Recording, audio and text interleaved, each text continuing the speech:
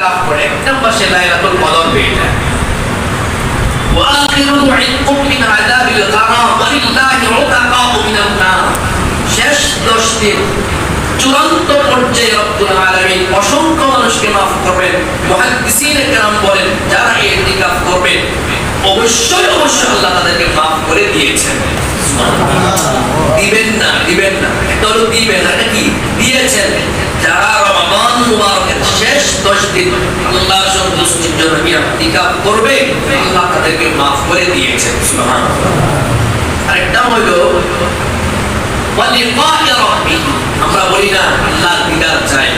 এই হাদিসের ব্যাখ্যায় মুহাদ্দিসিনে কেরাম বলেন শেষ 10 দিন সকল সম্পর্ক সবকিছু থেকে দূরে থেকে যারা 10 দিন ইতিকাফ করবে তার মানে আল্লাহর সাথে তার যেন এই 10টা দিন দিদার হয়, দিদার দেখা হয়, সাক্ষাৎ হয়, মোলাকাত হয়।